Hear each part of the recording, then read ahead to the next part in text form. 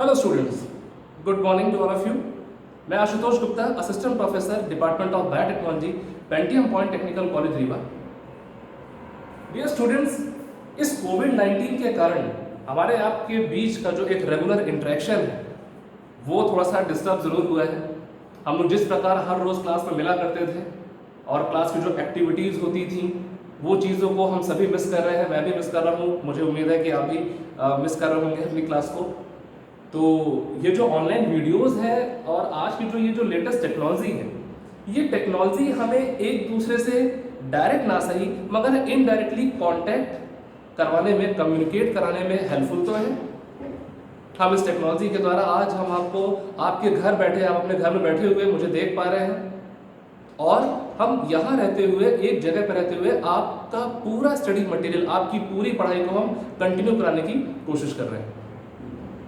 तो मेरी आपसे ये रिक्वेस्ट भी है कि आप इस कोशिश को सफल बनाइए।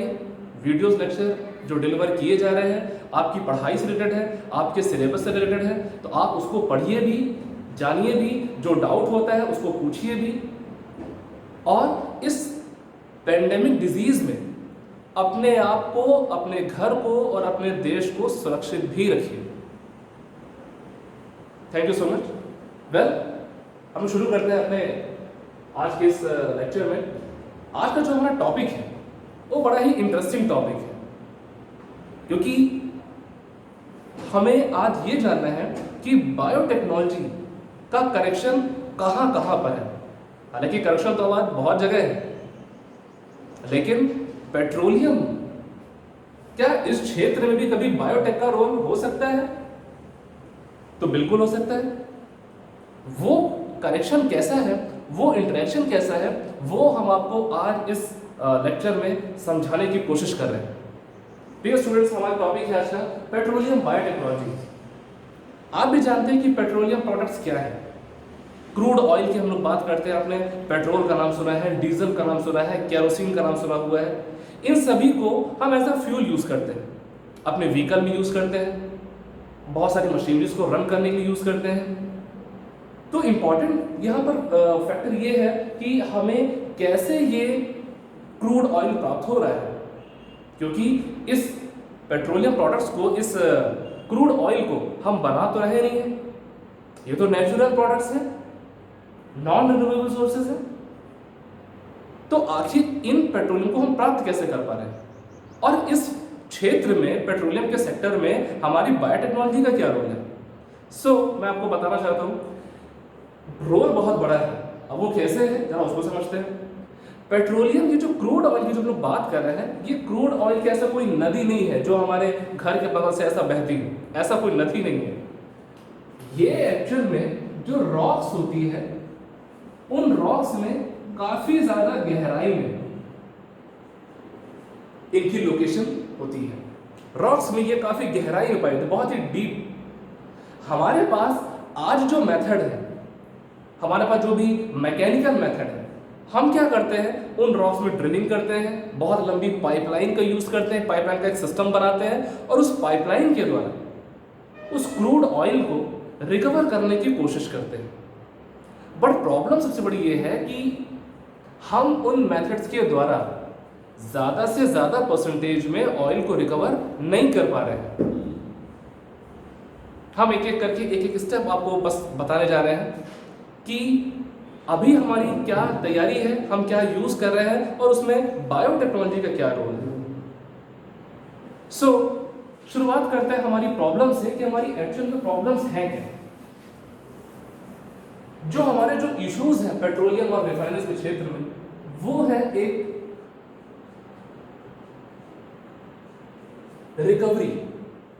रिकवरी मींस हमें अपने प्रोडक्ट्स को हम उतना ज्यादा प्राप्त कर लें। मींस जहां हमारा तेल का भंडार, आपने तेल का कुआं सुना होगा, तो जो ऑयल का जो भंडार है, हम उस भंडार से ज्यादा मात्रा में ऑयल को रिकवर कर लें। तो पहली हमारी जो चुनौती है, जो हमारी इशू है, वो है रिकवरी। कि आज हमारे पास जो टेक्नोलॉजी है, हम जो मैकेनिकल, जो मशीनरी, जो पूरा सेटअप बना रखे हैं, उसमें हमारे बहुत सारे इंजीनियर्स, बहुत सारे वर्कर्स, बहुत ज़्यादा पैसा ऑलरेडी लग रहा है, लेकिन हमें उतना ज़्यादा ऑयल की रिकवरी नहीं हो पा रही है। तो पहला हमारा इशू है रिकवरी को हमें बढ़ाना है, एनहांस करना है। और दूसरी यहां पर जो बात है वो है इम्प्यूरिटीज की, मतलब शुद्धता। क्योंकि हमारा जो क्रूड ऑयल है उसमें बहुत ज्यादा इम्प्यूरिटीज भी हैं। हमारे उस क्रूड ऑयल में बहुत ज्यादा मात्रा में सल्फर भी है, नाइट्रोजन है, मेटल्स है, सॉल्ट है, काफी ज्यादा इम्प्यूरिटीज प्रेजेंट है। तो अब पहला इशू है कि हमें उस पेट्रोलियम प्रोडक्ट्स की जो रिकवरी है उसके परसेंटेज को बढ़ाना भी है, हमें ज्यादा से ज्यादा मात्रा में क्रूड ऑयल की रिकवरी भी करना है, साथ में उसका प्यूरिफिकेशन भी करना है, उससे इंप्यूरिटीज को बाहर भी करना है। तो आखिर ये सारी चीजें होंगी कैसे? पहले तो मैं आपको ये बताना चाहता हूं कि अभी हमारे पास जो रिकवरी मेथड्स हैं वो किस तरीके से हैं, कितने स्टेजेस में हैं, उनका रोल क्या है, हम लोग उसकी बात अब पढ़ने जा रहे हैं। तो यहां पर हम लोग बात कर रहे हैं फेजेस की, बल्कि हम इसको स्टेज लिखें और भी बेटर हो सकता है।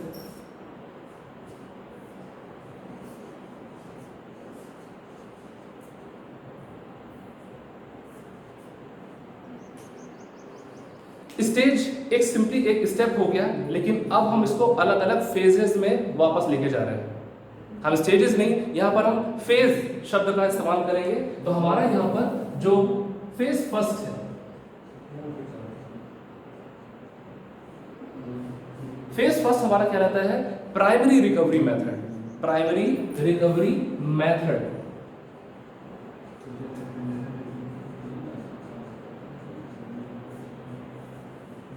Primary recovery phase, sorry primary recovery phase. Primary recovery phase ये ऑयल एक्सट्रैक्शन की, ऑयल रिकवरी की पहली फेज है, फर्स्ट फेज। इस फेज में रॉक्स के अंदर जितना भी जो ऑयल हमारा प्रेजेंट है, क्योंकि वो ऑयल हमारा रॉक्स के अंदर है, तो अंदर टेम्परेचर भी ज्यादा है, प्रेशर भी ज्यादा है। तो प्राइमरी रिकवरी फेज में जो ऑयल है वो नेचुरल प्रेशर के कारण अपने आप ऊपर की ओर आने लगता है। अपने आप नेचुरल प्रेशर के कारण जो रॉक्स में जो पोर्स होंगे, जहां पर क्रैक होंगे, जो भी स्पेस होगा, उस स्पेस से ऑयल हमारा नेचुरली ऊपर की ओर आने लगता है। ये हमारी होती है प्राइमरी रिकवरी फेज। इस फेज में हम नेचुरल फॉर्म में, means natural method, natural energy से हम जितना ज्यादा, नेचुरल प्रेशर से जितना ऑयल है हम उतना रिकवर कर पाते हैं। इसके बाद हम बात करते हैं जो कि हमारी फेज सेकंड है।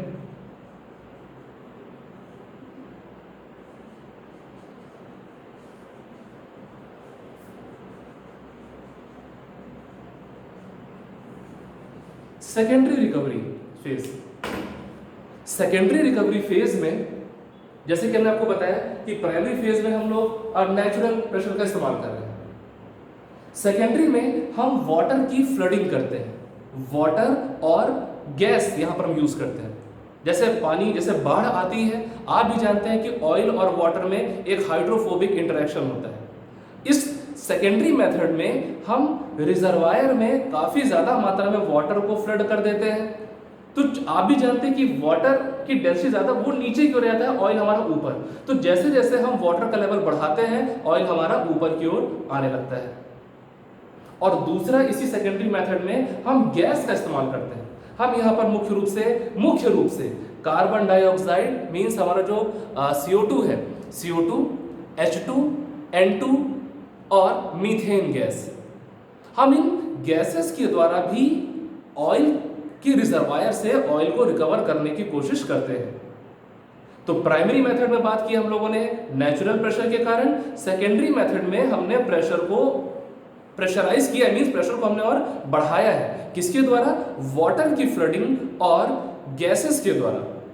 वाटर और गैस को यूज करके हमने ऑयल को ऊपर आने के लिए मजबूर किया है, रिकवरी को बढ़ाने के लिए। अब हमारी जो सबसे मुख्य, जो सबसे पावरफुल मेथड है वो हमारी फेज थर्ड। फेज थर्ड है हमारी टर्शरी मेथड।